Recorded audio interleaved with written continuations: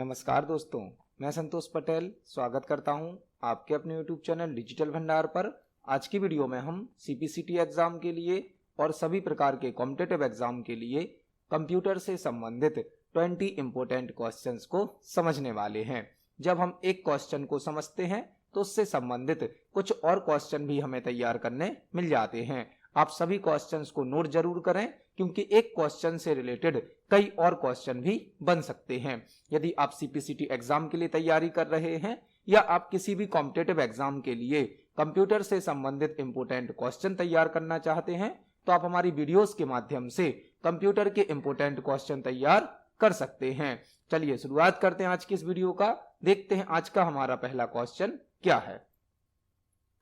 पहला क्वेश्चन हमसे पूछा गया है, आपकी वेबसाइट को इंटरनेट पर प्रकाशित करने के लिए आवश्यक तकनीकों और सेवाओं को प्रदान करने वाला व्यवसाय ब्लैंक कहलाता है।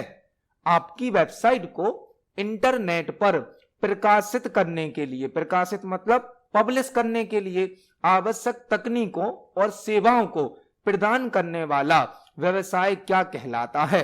यदि हमने कोई वेबसाइट बनाई है और उस वेबसाइट को हमें इंटरनेट पर पब्लिश करना है, इंटरनेट पर अपलोड करना है, तो जो हमें टेक्निक चाहिए होती हैं, जो हमें सर्विस चाहिए होती हैं, उनको प्रदान करने वाला जो बिजनेस होता है उसे क्या कहा जाता है।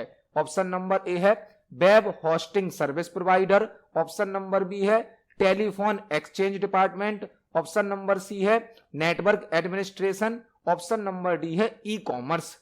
यह क्वेश्चन आपसे इस प्रकार भी पूछा जा सकता है कि किसी वेबसाइट को किस कंप्यूटर पर या कहां पर अपलोड किया जाता है। किसी वेबसाइट को इंटरनेट पर एक वेब सर्वर पर अपलोड किया जाता है। वेब सर्वर पर जब कोई वेबसाइट बन जाती है तो उसको इंटरनेट पर रखने के लिए, इंटरनेट पर पब्लिश करने के लिए वेब सर्वर की आवश्यकता होती है।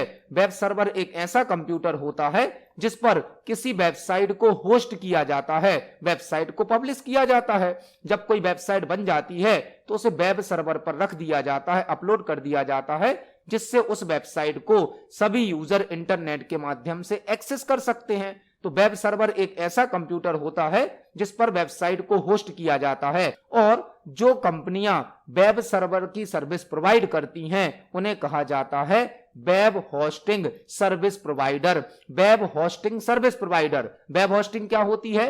वेब होस्टिंग का मतलब होता है एक वेबसाइट को इंटरनेट पर अपलोड करना। वेबसाइट बनाने के बाद उसे इंटरनेट पर रखने की प्रक्रिया क्या कहलाती है? Web hosting. और जो कंपनियां वेब होस्टिंग की सुविधा देती हैं उन्हें कहा जाता है वेब होस्टिंग सर्विस प्रोवाइडर। तो इस क्वेश्चन का सही आंसर हो जाएगा ऑप्शन नंबर ए। वेबसाइट को इंटरनेट पर पब्लिश करने के लिए हमें जिन तकनीक की और सेवाओं की आवश्यकता होती है उनको प्रदान करने वाला व्यवसाय मतलब business web hosting service provider कहलाता है। इस क्वेश्चन का सही आंसर है ऑप्शन नंबर ए। करंट टाइम पर कई कंपनियां वेब होस्टिंग की सुविधा देती हैं जिन पर अलग अलग प्रकार के प्लान होते हैं। यूजर अपनी आवश्यकता अनुसार किसी भी प्लान को सिलेक्ट करके अपनी वेबसाइट को इंटरनेट पर होस्ट कर सकता है। देखते हैं हमारे नेक्स्ट क्वेश्चन को। नेक्स्ट क्वेश्चन है, निम्नलिखित में से किस विकल्प का उपयोग किसी ऐसे व्यक्ति को प्राप्त ईमेल की प्रति भेजने के लिए किया जाएगा जो पहले से उसमें अंकित नहीं था। यह क्वेश्चन ईमेल से संबंधित है। क्वेश्चन पूछा गया है हमसे, निम्नलिखित में से किस विकल्प का उपयोग किसी ऐसे व्यक्ति को प्राप्त ईमेल की प्रति भेजने के लिए किया जाएगा जो पहले से उसमें अंकित नहीं था। यह क्वेश्चन आपसे इस प्रकार भी पूछा जा सकता है कि एक प्राप्त ईमेल किसी अदर यूजर को भेजने के लिए किस ऑप्शन का उपयोग किया जाता है। यदि कोई ईमेल हमें प्राप्त हो गया है और वही ईमेल, उसी ईमेल की एक कॉपी हमें किसी अदर यूजर को भेजना होता है तो हमें उस ईमेल को फॉरवर्ड करना होता है।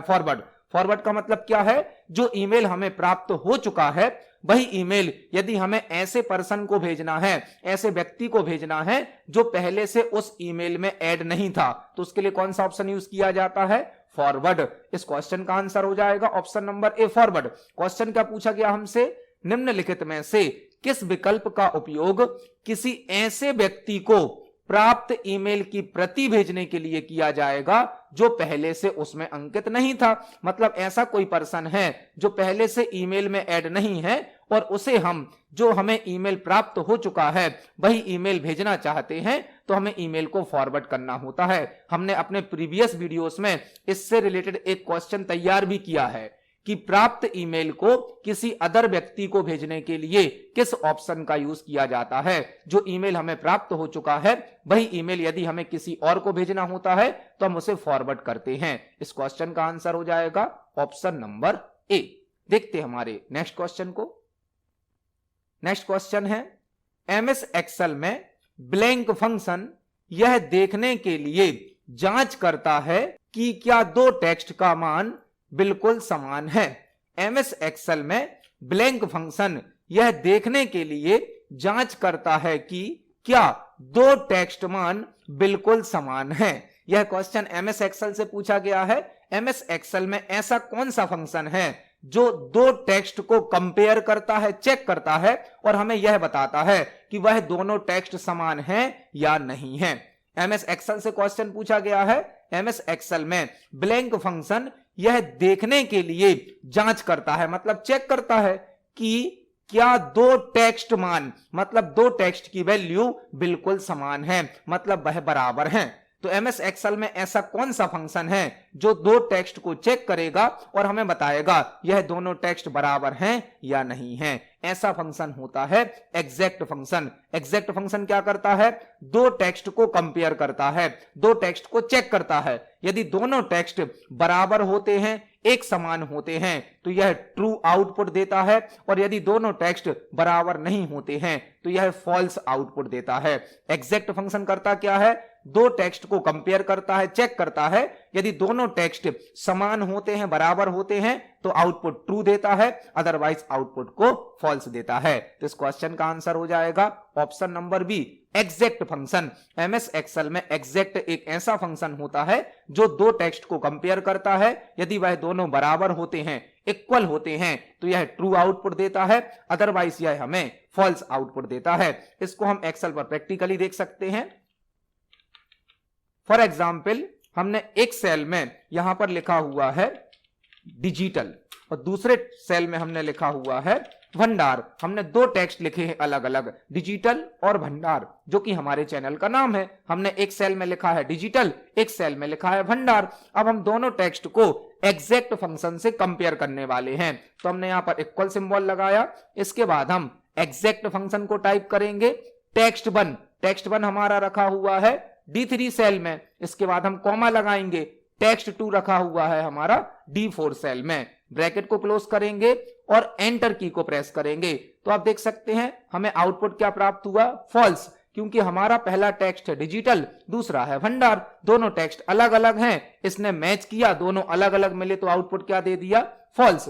अब यदि हम दोनों टेक्स्ट को एक समान कर देते हैं, फॉर एग्जाम्पल हमने दोनों टेक्स्ट को कर दिया डिजिटल, तो आप देख सकते आउटपुट क्या मिल गया? हमें ट्रू मिल गया, क्योंकि दोनों टेक्स्ट बराबर हो गए, दोनों टेक्स्ट की वैल्यू एक समान हो गई। तो एग्जैक्ट फंक्शन एक टेक्स्ट कैटेगरी का फंक्शन है जो कि दो टेक्स्ट को कंपेयर करता है। यदि दोनों बराबर होते हैं, समान होते हैं तो ट्रू आउटपुट देता है, अदरवाइज हमें फॉल्स आउटपुट देता है। तो इस क्वेश्चन का सही आंसर हो जाएगा option number B, exact.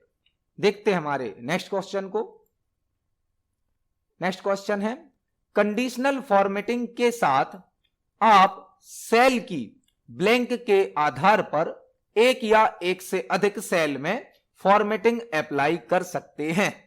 Conditional formatting के साथ आप सेल की ब्लैंक के आधार पर एक या एक से अधिक सेल में फॉर्मेटिंग कर सकते हैं। यह क्वेश्चन भी एमएस एक्सेल से पूछा गया है और एमएस एक्सेल का एक बहुत ही पावरफुल फीचर होता है कंडीशनल फॉर्मेटिंग। कंडीशनल फॉर्मेटिंग क्या होती है? कंडीशनल फॉर्मेटिंग सेल के डेटा के आधार पर, सेल की वैल्यू के आधार पर उसकी फॉर्मेटिंग करने की सुविधा प्रदान करता है। यदि आपने एमएस एक्सेल में कोई टेबल बनाई है, कोई डेटा बनाया है और आपको उसको कंडीशन के आधार पर, किसी एक क्राइटेरिया के आधार पर फॉर्मेट करना है, हाईलाइट करना है, तो आप कंडीशनल फॉर्मेटिंग का यूज कर सकते हैं। हमसे क्वेश्चन पूछा गया है कंडीशनल फॉर्मेटिंग के साथ आप सेल की ब्लैंक के आधार पर एक या एक से अधिक सेल में फॉर्मेटिंग अप्लाई कर सकते हैं। ऑप्शन नंबर ए है विड्थ, ऑप्शन नंबर बी है हाइट, ऑप्शन नंबर सी है वैल्यू, ऑप्शन नंबर डी है लिंक। आप सेल में जैसी वैल्यू भरेंगे उस वैल्यू के आधार पर ही फॉर्मेटिंग अप्लाई की जाती है। जो कंडीशनल फॉर्मेटिंग ऑप्शन है यह सेल में भरी गई वैल्यू के आधार पर उसकी फॉर्मेटिंग करता है। आपने सेल में जैसा डेटा भरा होगा उस डेटा पर यह कंडीशन को चेक करता है। यदि कंडीशन ट्रू होती है तो डेटा की फॉर्मेटिंग कर देता है, कंडीशन फॉल्स हो जाती है तो डेटा की फॉर्मेटिंग नहीं करता है। तो इस क्वेश्चन का आंसर क्या हो जाएगा? Option number C value. आपने सेल में जैसी वैल्यू भरी होगी उस वैल्यू के आधार पर कंडीशन को चेक किया जाएगा और कंडीशन सही होने पर सेल की फॉर्मेटिंग कर दी जाती है, अदरवाइज सेल की फॉर्मेटिंग नहीं होती है। कंडीशनल फॉर्मेटिंग करता क्या है? सेल में भरी गई वैल्यू के आधार पर कंडीशन को चेक करता है और उस पर फॉर्मेटिंग को अप्लाई करता है। यह ऑप्शन एमएस एक्सेल के होम टैब में प्राप्त होता है। होम टैब में एमएस एक्सेल में होम टैब के अंतर्गत स्टाइल्स ग्रुप में कंडीशनल फॉर्मेटिंग नाम का एक ऑप्शन होता है जो सेल में भरी गई वैल्यू को कंडीशन के आधार पर हाईलाइट करता है, फॉर्मेट करता है। तो इस क्वेश्चन का आंसर हो जाएगा ऑप्शन नंबर सी वैल्यू। देखते हैं हमारे नेक्स्ट क्वेश्चन को।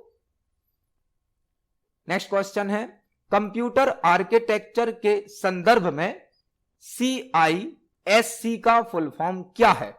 कंप्यूटर आर्किटेक्चर के संबंध में CISC का फुल फॉर्म क्या है? हमसे क्वेश्चन पूछा गया है कि कंप्यूटर आर्किटेक्चर के संबंध में CISC का फुल फॉर्म क्या है? CISC का फुल फॉर्म होता है complex instruction set computer. Complex instruction set computer. CISC का फुल फॉर्म क्या है? Complex instruction set computer. तो इस क्वेश्चन का सही आंसर हो जाएगा ऑप्शन नंबर डी। CISC का फुल फॉर्म होता है कॉम्प्लेक्स इंस्ट्रक्शन सेट कंप्यूटर। यह सभी जो क्वेश्चन हम आपको तैयार करा रहे हैं यह सभी क्वेश्चन पहले भी CPCT के एग्जाम में आ चुके हैं और किसी ना किसी कॉम्पिटिटिव एग्जाम में भी इन्हें पूछा जा चुका है। हम आपको यह सभी जो क्वेश्चन तैयार करा रहे हैं यह CPCT के ओल्ड पेपर से सिलेक्ट किए गए हैं, पटवारी के जो ओल्ड एग्जाम हुए हैं उनसे सिलेक्ट किए गए हैं, व्यापम के जो ओल्ड एग्जाम हो चुके हैं उनसे सिलेक्ट किए गए हैं। यह सभी क्वेश्चन पहले भी किसी ना किसी एग्जाम में पूछे जा चुके हैं। मैक्सिमम क्वेश्चन यहां पर हमने CPCT के पुराने पेपर से सिलेक्ट किए हैं और व्यापम के पुराने पेपर से सिलेक्ट करे हैं, क्योंकि व्यापम की वेबसाइट पर और CPCT की वेबसाइट पर सारे पुराने पेपर को अपलोड किया गया है। हम वहां से पेपर को डाउनलोड करते हैं, उनसे क्वेश्चन को सिलेक्ट करते हैं और आपको यह सभी क्वेश्चन तैयार करा रहे हैं। मतलब ऐसे ही क्वेश्चन पेपर में आए हैं, ऐसे ही क्वेश्चन पेपर में पूछे गए हैं, चाहे वह CPCT का पेपर हो, पटवारी का एग्जाम हो या व्यापम से रिलेटेड कोई भी एग्जाम हो, इनमें आपको इसी प्रकार के क्वेश्चन देखने मिलेंगे। यह सभी ओल्ड क्वेश्चन ही हैं। तो इस क्वेश्चन का सही आंसर क्या हो जाएगा? Option number D. देखते हैं हमारे नेक्स्ट क्वेश्चन को। नेक्स्ट क्वेश्चन है वर्ड प्रोसेसिंग फीचर जो रैंडम टाइपोग्राफिकल एरर और मिस स्पेलिंग कैच करता है उसे ब्लैंक के रूप में जाना जाता है। वर्ड प्रोसेसिंग फीचर जो रैंडम टाइपोग्राफिकल एरर और मिस स्पेलिंग कैच करता है उसे ब्लैंक के रूप में जाना जाता है।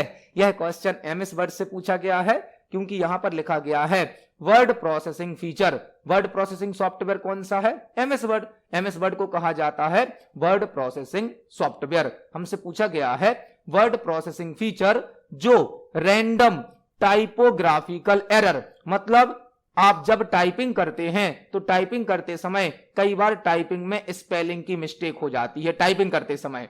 तो वर्ड प्रोसेसिंग फीचर जो रैंडम टाइपोग्राफिकल एरर और मिस स्पेलिंग कैच करता है उसे ब्लैंक के रूप में जाना जाता है। MS वर्ड में आपने एक ऑप्शन पढ़ा होगा, यूज किया होगा, spelling and grammar. Spelling and grammar क्या करता है? यह टाइपिंग करते समय स्पेलिंग की मिस्टेक को और ग्रामर की मिस्टेक को चेक करता है, कैच करता है। जब आप एमएस वर्ड में टाइपिंग करते हैं तो कुछ कंडीशन में स्पेलिंग मिस्टेक हो जाती है या ग्रामर मिस्टेक हो जाती है, उनको चेक करने के लिए एक ऑप्शन होता है स्पेलिंग एंड ग्रामर, जो कि ऑटोमेटिक स्पेलिंग की एरर को, स्पेलिंग की गलती को और ग्रामर की गलती को चेक करता है। यदि किसी शब्द में रेड कलर की अंडरलाइन आती है, रेड कलर की अंडरलाइन, तो उस शब्द में स्पेलिंग की मिस्टेक होती है। और यदि किसी शब्द में ब्लू या ग्रीन कलर की अंडरलाइन आती है, ब्लू या ग्रीन कलर की अंडरलाइन आती है, तो उस वर्ड में, उस सेंटेंस में ग्रामर की मिस्टेक होती है। इनको चेक करने के लिए, करेक्ट करने के लिए स्पेलिंग एंड ग्रामर नाम का ऑप्शन होता है, जो कि रिव्यू टैब में प्राप्त होता है। रिव्यू टैब में, एमएस वर्ड के रिव्यू टैब में प्राप्त होता है और इसकी शॉर्टकट की होती है F7। स्पेलिंग एंड ग्रामर नाम का ऑप्शन एमएस वर्ड में ऑटोमेटिक स्पेलिंग और ग्रामर को चेक करता है।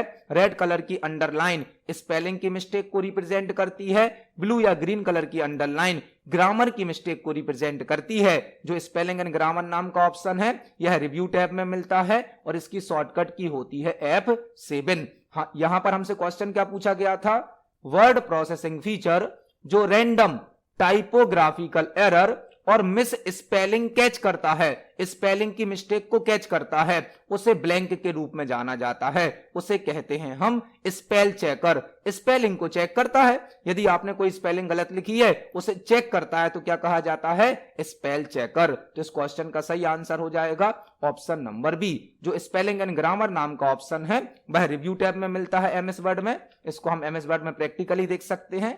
रिव्यू टैब के अंदर स्पेलिंग एंड ग्रामर नाम का ऑप्शन होता है, इसकी शॉर्टकट की होती है F7। तो इस क्वेश्चन का सही आंसर हो जाएगा ऑप्शन नंबर बी। देखते हैं हमारे नेक्स्ट क्वेश्चन को। नेक्स्ट क्वेश्चन है, कंप्यूटर में प्रमुख घटकों के बीच संचार प्रदान करने के लिए उपयोग की जाने वाली बस को ब्लैंक बस कहा जाता है। कंप्यूटर में प्रमुख घटकों के बीच में संचार प्रदान करने के लिए उपयोग की जाने वाली बस को ब्लैंक बस कहा जाता है। बस क्या होती है कंप्यूटर में? बस का काम होता है एक डिवाइस से दूसरे डिवाइस तक डेटा को ट्रांसफर करना। बस का काम क्या होता है? कंप्यूटर के अंदर जो भी डिवाइस हैं, जो भी पार्ट्स हैं, एक डिवाइस से दूसरे डिवाइस तक डेटा का ट्रांसफर करना, उसके लिए बस का यूज किया जाता है। हमसे बोला गया है कंप्यूटर में मेन कंपोनेंट, प्रमुख घटकों का मतलब क्या है?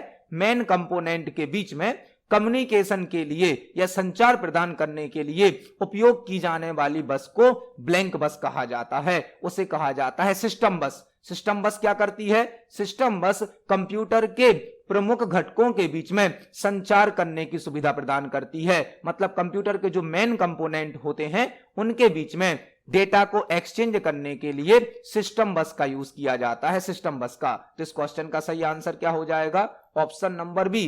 कंप्यूटर के प्रमुख घटकों के बीच में, मतलब मेन कंपोनेंट के बीच में संचार प्रदान करने के लिए उपयोग की जाने वाली बस को सिस्टम बस कहा जाता है। देखते हैं हमारे नेक्स्ट क्वेश्चन को। नेक्स्ट क्वेश्चन है, सीपीयू में पीसी एक रजिस्टर है और पीसी का फुल फॉर्म ब्लैंक है। सीपीयू में पीसी एक रजिस्टर है और पीसी का फुल फॉर्म ब्लैंक है। हमसे एक क्वेश्चन पूछा गया है, सीपीयू में पीसी एक रजिस्टर है और पीसी का फुल फॉर्म ब्लैंक है। सीपीयू क्या है? सीपीयू मतलब सेंट्रल प्रोसेसिंग यूनिट, जिसे कंप्यूटर सिस्टम में प्रोसेसर या माइक्रो प्रोसेसर भी कहा जाता है। यह कंप्यूटर सिस्टम का ब्रेन होता है, कंप्यूटर सिस्टम का दिमाग होता है। सीपीयू के अंदर रजिस्टर मेमोरी होती है। रजिस्टर क्या है? रजिस्टर एक मेमोरी है जो कि कंप्यूटर के अंदर सबसे छोटी और सबसे फास्ट मेमोरी होती है। रजिस्टर कंप्यूटर के अंदर सबसे छोटी और सबसे फास्ट मेमोरी होती है। हमसे पूछा गया है सीपीयू में पीसी एक रजिस्टर है। जो सीपीयू होता है, प्रोसेसर होता है, उसके अंदर पीसी नाम का एक रजिस्टर है और पीसी का फुल फॉर्म क्या होता है हमें यहां पर बताना है। जो सीपीयू है इसके अंदर रजिस्टर नाम की मेमोरी होती है जो कि कंप्यूटर में सबसे छोटी और सबसे फास्ट मेमोरी होती है, उसी में से एक रजिस्टर होता है पीसी रजिस्टर, जिसका फुल फॉर्म होता है program counter. Program counter, CPU मतलब प्रोसेसर के अंदर जो पीसी नाम का रजिस्टर होता है उसका फुल फॉर्म क्या होता है? Program counter. तो इस क्वेश्चन का सही आंसर हो जाएगा ऑप्शन नंबर सी। सीपीयू में जो पीसी रजिस्टर होता है उसका फुल फॉर्म होता है प्रोग्राम काउंटर। एक पीसी पर्सनल कंप्यूटर भी होता है। पीसी का फुल फॉर्म क्या भी होता है? Personal computer. लेकिन यहां पर हमसे पूछा गया था सीपीयू के अंदर पीसी का जो फुल फॉर्म है भाई क्या है? Program counter. और कंप्यूटर में यदि देखा जाए, बेसिक कंप्यूटर के टाइप में देखा जाए, तो पीसी का फुल फॉर्म हो जाता है पर्सनल कंप्यूटर। इस क्वेश्चन का सही आंसर है ऑप्शन नंबर सी। देखते हैं हमारे नेक्स्ट क्वेश्चन को। नेक्स्ट क्वेश्चन है, निम्नलिखित में से क्या ब्राउजर की विशेषता नहीं है?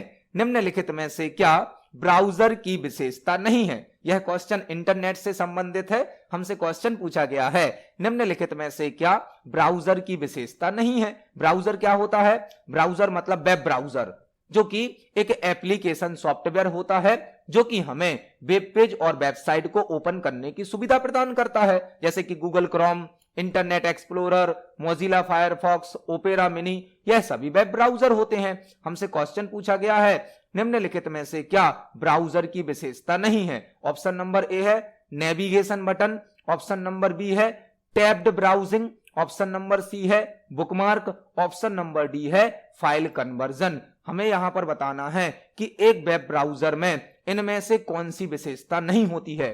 तो नेविगेशन बटन तो होते हैं। नेविगेशन बटन मतलब आप बैक कर सकते हैं और नेक्स्ट कर सकते हैं, बैक पेज पर जा सकते हैं, नेक्स्ट पेज पर जा सकते हैं। टैब्ड ब्राउजिंग भी होती है। टैब्ड ब्राउजिंग का मतलब क्या होता है? आप एक साथ ब्राउजर में मल्टीपल टैब ओपन कर सकते हैं। जब ब्राउजर में मल्टीपल टैब ओपन कर दिए जाते हैं, कई पेज एक साथ ओपन कर दिए जाते हैं, तो उसे कहते हैं टैब्ड ब्राउजिंग। बुकमार्क का मतलब क्या होता है? बुकमार्क का मतलब होता है यदि कोई वेबसाइट हमें बार बार ओपन करनी होती है तो हम उसको बुकमार्क में ऐड कर लेते हैं। जब हम यह वेबसाइट ओपन करते हैं तो हमें इसका यूआरएल टाइप नहीं करना होता है, हम बुकमार्क से उसको ओपन कर सकते हैं। यह तीनों ही वेब ब्राउजर की विशेषताएं हैं, लेकिन फाइल कन्वर्जन वेब ब्राउजर की विशेषता नहीं है। फाइल कन्वर्जन के लिए हमें किसी वेबसाइट की हेल्प लेनी होती है या किसी सॉफ्टवेयर की हेल्प लेनी होती है। यह वेब ब्राउजर की विशेषता नहीं है। तो इस क्वेश्चन का आंसर हो जाएगा option number D, file conversion web browser की विशेषता नहीं होती है। देखते हैं हमारे नेक्स्ट क्वेश्चन को। नेक्स्ट क्वेश्चन है, निम्नलिखित में से कौन सा एक ईमेल क्लाइंट है? निम्नलिखित में से कौन सा एक ईमेल क्लाइंट है? यह क्वेश्चन ईमेल से संबंधित है। हमें यहां पर 4 सॉफ्टवेयर के नाम दिए गए हैं और हमसे पूछा गया है इनमें से कौन एक ईमेल क्लाइंट है। ईमेल क्लाइंट का मतलब क्या है? ईमेल का फुल फॉर्म तो होता है इलेक्ट्रॉनिक मेल। ईमेल क्लाइंट का मतलब क्या है? ईमेल क्लाइंट का मतलब है ईमेल के लिए यूज होने वाला एक सॉफ्टवेयर, जिससे हम ईमेल सेंड कर सकते हैं, ईमेल ओपन कर सकते हैं, ईमेल डाउनलोड कर सकते हैं, वह कहलाता है ईमेल क्लाइंट। ईमेल की सर्विस देने वाला एक सॉफ्टवेयर क्या कहलाएगा? Email client. हमें ऑप्शन नंबर ए दिया गया है Microsoft Outlook, option number B है Internet Explorer, option number C है Netscape Navigator, option number D है क्रोम। हमसे क्वेश्चन पूछा गया है निम्नलिखित में से कौन सा एक ईमेल क्लाइंट है? तो internet explorer, net escape navigator और गूगल क्रोम, यह तीनों तो वेब ब्राउजर हैं। इस क्वेश्चन का आंसर क्या हो जाएगा? ऑप्शन नंबर ए, माइक्रोसॉफ्ट आउटलुक एक्सप्रेस नाम का ईमेल क्लाइंट ऐप होता है जो कि ईमेल को मैनेज करने के लिए यूज किया जाता है। तो इस क्वेश्चन का सही आंसर हो जाएगा ऑप्शन नंबर ए, माइक्रोसॉफ्ट आउटलुक एक ईमेल क्लाइंट प्रोग्राम होता है। देखते हैं हमारे नेक्स्ट क्वेश्चन को। नेक्स्ट क्वेश्चन है, इंपोर्टेंट मैसेजेस को मार्क करने के लिए जीमेल में किस सिंबल का उपयोग किया जाता है? इंपोर्टेंट मैसेजेस को मार्क करने के लिए जीमेल में किस सिंबल का उपयोग किया जाता है? यह क्वेश्चन भी ईमेल से संबंधित है। यदि हम जीमेल में ईमेल की सर्विस यूज कर रहे हैं, यदि हम जीमेल में ईमेल की सर्विस यूज कर रहे हैं और हमें किसी मैसेज को, किसी ईमेल को इंपोर्टेंट मैसेज के रूप में हाईलाइट करना है, इंपोर्टेंट मैसेज के रूप में मार्क करना है, तो किस सिंबल का यूज किया जाता है? यदि आप जीमेल में किसी ईमेल को इंपोर्टेंट ईमेल बनाना चाहते हैं, इंपोर्टेंट मैसेज बनाना चाहते हैं, तो उसके लिए स्टार सिंबल का यूज किया जाता है। स्टार, जीमेल में एक स्टार नाम का ऑप्शन होता है, यदि हम उसको ऑन कर देते हैं तो वह हमारा ईमेल इंपोर्टेंट ईमेल माना जाता है, इंपोर्टेंट मैसेज माना जाता है। तो इस क्वेश्चन का आंसर क्या हो जाएगा? ऑप्शन नंबर डी, जीमेल में इंपोर्टेंट मैसेज को मार्क करने के लिए स्टार सिंबल का यूज किया जाता है। देखते हैं हमारे नेक्स्ट क्वेश्चन को। नेक्स्ट क्वेश्चन है, एमएस वर्ड में नेक्स्ट फील्ड पर जाने के लिए कौन सी फंक्शन की का उपयोग किया जाता है? एमएस वर्ड में नेक्स्ट फील्ड पर जाने के लिए कौन सी फंक्शन की का उपयोग किया जाता है? यह क्वेश्चन एमएस वर्ड से पूछा गया है। एमएस वर्ड में नेक्स्ट फील्ड पर जाने के लिए कौन सी फंक्शन की का उपयोग किया जाता है? यहां पर आपको 3 क्वेश्चन तैयार करने हैं। पहला क्वेश्चन, फील्ड ऑप्शन किस टैब में प्राप्त होता है? फील्ड ऑप्शन इंसर्ट टैब में प्राप्त होता है, इंसर्ट टैब में। अगला क्वेश्चन हमसे पूछा गया है, नेक्स्ट फील्ड पर जाने के लिए कौन सी शॉर्टकट की है? नेक्स्ट फील्ड पर जाने के लिए F11 शॉर्टकट की है। एक क्वेश्चन और आपसे पूछा जा सकता है, प्रीवियस फील्ड पर जाने के लिए क्या शॉर्टकट की होती है? प्रीवियस फील्ड पर जाने के लिए शिफ्ट प्लस F11 का यूज किया जाता है, shift plus F11। MS word में फील्ड ऑप्शन इंसर्ट टैब में प्राप्त होता है। यदि हमें नेक्स्ट फील्ड पर जाना है तो हम F11 का यूज करते हैं, और प्रीवियस फील्ड पर आना है तो शिफ्ट प्लस F11 का यूज करते हैं। फील्ड क्या होती है?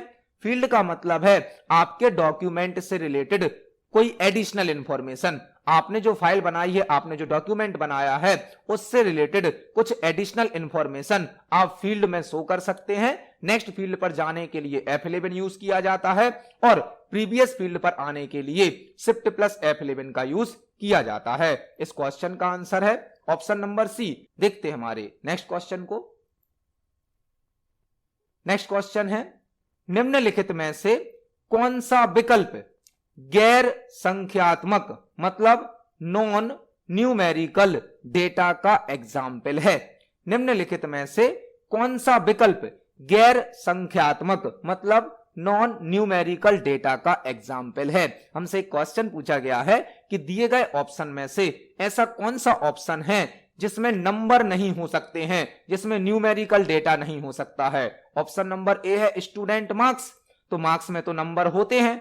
दूसरा ऑप्शन है एम्प्लॉय नेम, एम्प्लॉय नेम किसी कर्मचारी का नाम, नाम में नंबर का यूज नहीं किया जाता है। तो इस क्वेश्चन का आंसर हो जाएगा ऑप्शन नंबर बी। यहां पर एम्प्लॉय की एज यदि हम देखें तो एज भी नंबर में होती है। स्टूडेंट का वेट, वजन देखें तो वह भी नंबर में होता है, लेकिन एम्प्लॉय का जो नाम होगा उसमें नंबर का यूज जनरली नहीं किया जाता है। तो हमसे क्वेश्चन पूछा गया था, निम्नलिखित में से कौन सा विकल्प गैर संख्यात्मक मतलब नॉन न्यूमेरिकल डेटा का एग्जाम्पल है? तो एक कर्मचारी का जो नाम होगा, एम्प्लॉय का जो नाम होगा, वह एक न्यूमेरिकल डेटा का एग्जाम्पल है। इस क्वेश्चन का आंसर हो जाएगा ऑप्शन नंबर बी।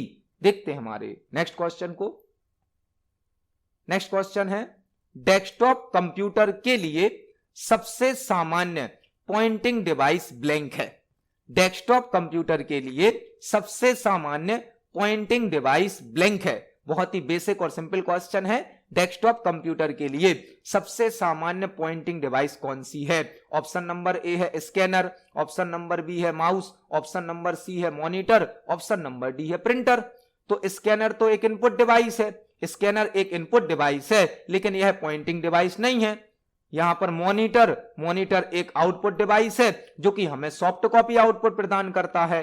प्रिंटर भी एक आउटपुट डिवाइस है जो कि हमें हार्ड कॉपी आउटपुट प्रदान करता है। आंसर हो जाएगा ऑप्शन नंबर बी माउस एक इनपुट डिवाइस भी है और माउस एक पॉइंटिंग डिवाइस भी है, जो कि सबसे ज्यादा यूज होने वाली इनपुट डिवाइस है और पॉइंटिंग डिवाइस है। पॉइंटिंग डिवाइस का मतलब क्या है? इससे हम स्क्रीन पर किसी भी एरिया को, किसी भी पार्ट को पॉइंट आउट कर सकते हैं, उस पर फोकस कर सकते हैं। तो माउस यहां पर आंसर हो जाएगा ऑप्शन नंबर बी। माउस एक सबसे अधिक यूज होने वाली इनपुट डिवाइस भी है और पॉइंटिंग डिवाइस भी है। तो इस क्वेश्चन का सही आंसर हो जाएगा ऑप्शन नंबर बी।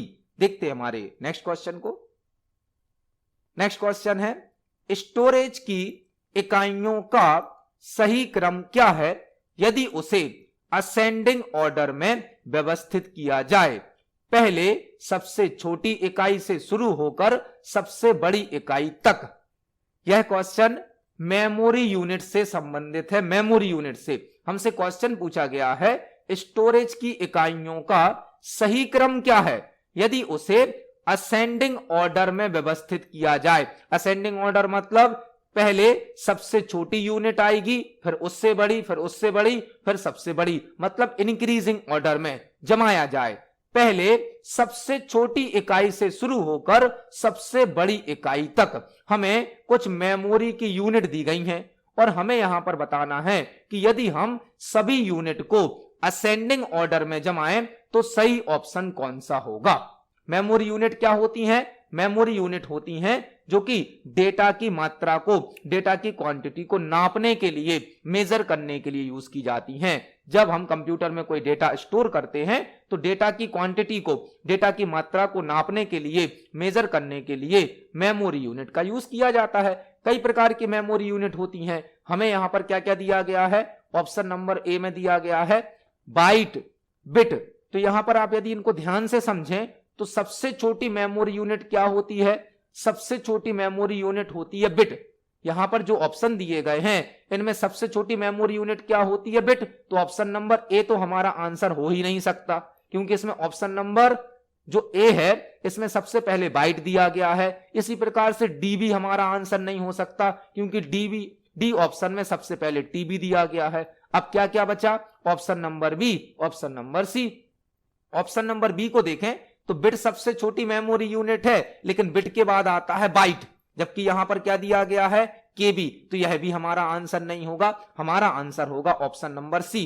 कंप्यूटर में सबसे छोटी मेमोरी यूनिट होती है बिट, और बिट का फुल फॉर्म होता है बाइनरी डिजिट। फिर आता है बाइट, बाइट के बाद आता है केबी, केबी के बाद आता है एमबी, एमबी के बाद जीबी और जीबी के बाद टीबी। कंप्यूटर में सबसे छोटी मेमोरी यूनिट होती है बिट। वैसे बिट के बाद निबल भी आता है, निबल। 4 बिट मिलती हैं तो निबल बन जाता। फिर आता है बाइट, लेकिन निबल तो ऑप्शन में है ही नहीं, तो बाइट आ जाएगा। बाइट के बाद आ जाएगा केबी, केबी के बाद एमबी, एमबी के बाद जीबी, जीबी के बाद टीबी। तो इस क्वेश्चन का सही आंसर क्या हो जाएगा?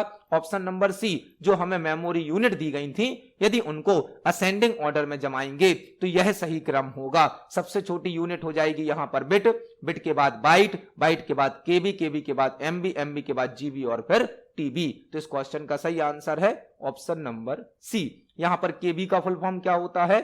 किलोबाइट। एमबी का फुल फॉर्म मेगाबाइट, जीबी का फुल फॉर्म गीगाबाइट, टीबी का फुल फॉर्म टेराबाइट होता है। इस क्वेश्चन का सही आंसर है ऑप्शन नंबर सी। देखते हैं हमारे नेक्स्ट क्वेश्चन को।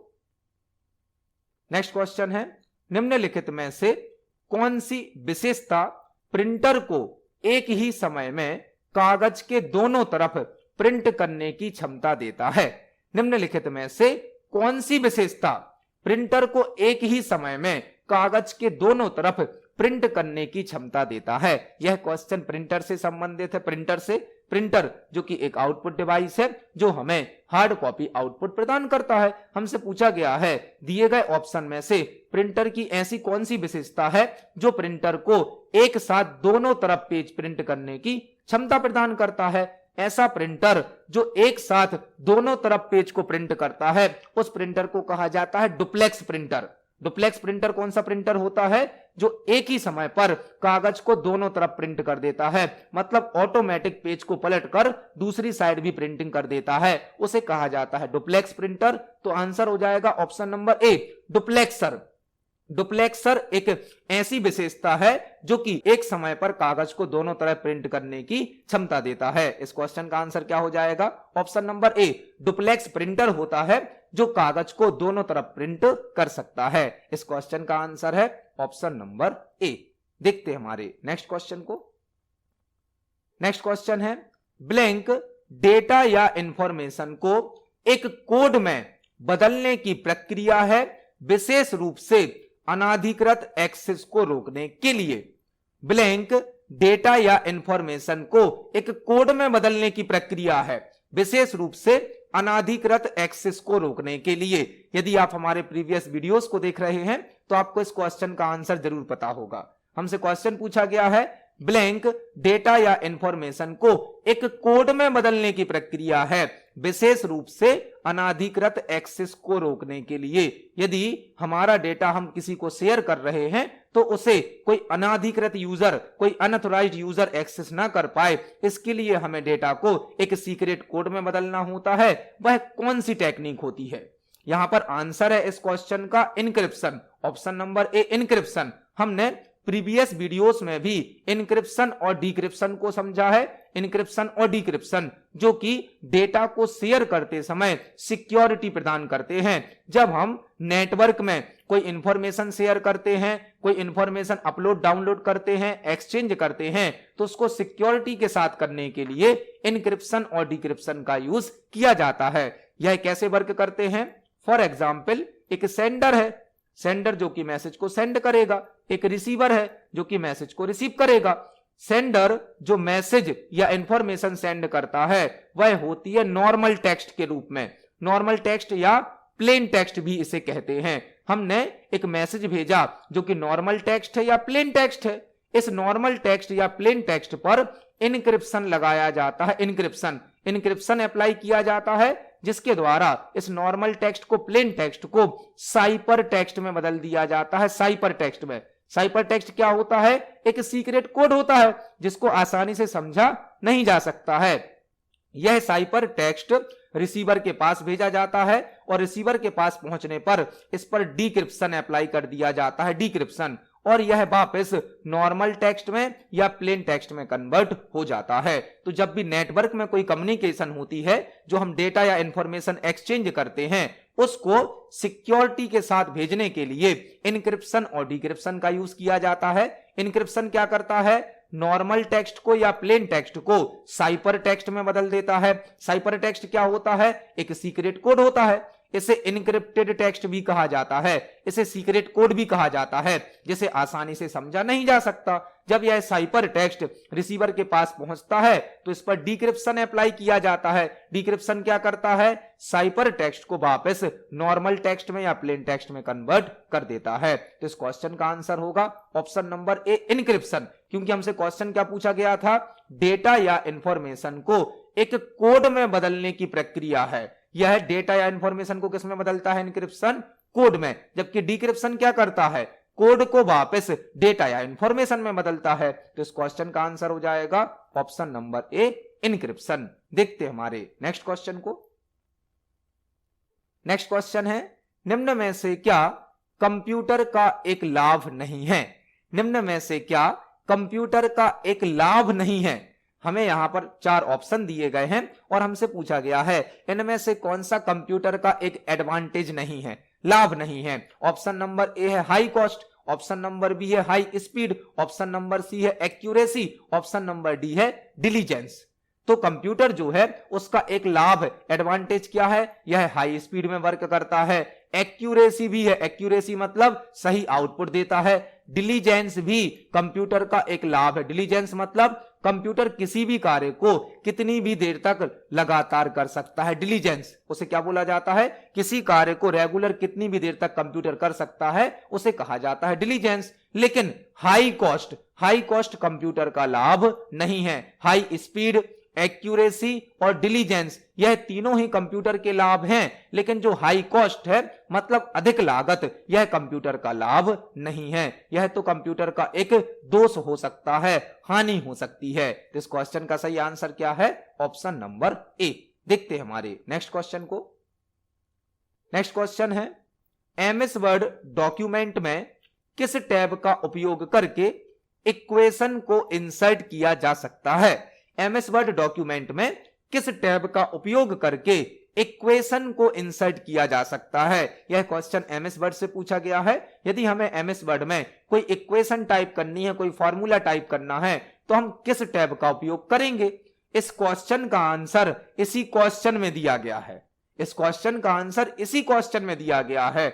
इंसर्ट करना है, इंसर्ट करना है मतलब कौन सा टैब? Insert tab. हमसे क्वेश्चन पूछा गया है एमएस वर्ड डॉक्यूमेंट में किस टैब का उपयोग करके इक्वेशन को इंसर्ट किया जा सकता है। तो इंसर्ट होने वाले जो भी ऑप्शन हैं वह सभी कहां प्राप्त होते हैं, इंसर्ट टैब में। इस क्वेश्चन का सही आंसर हो जाएगा option number C, insert tab. इसको हम एमएस वर्ड पर प्रैक्टिकली देख सकते हैं। चलते हैं एमएस वर्ड पर। यदि आपको एमएस वर्ड में कोई भी इक्वेशन टाइप करनी है तो आपको इंसर्ट टैब को सिलेक्ट करना होता है। यहां पर सिंबल्स ग्रुप में एक इक्वेशन नाम का ऑप्शन होता है, एक होता है सिंबल नाम का ऑप्शन। तो इस क्वेश्चन का सही आंसर हो जाएगा ऑप्शन नंबर सी। देखते हैं हमारे नेक्स्ट क्वेश्चन को।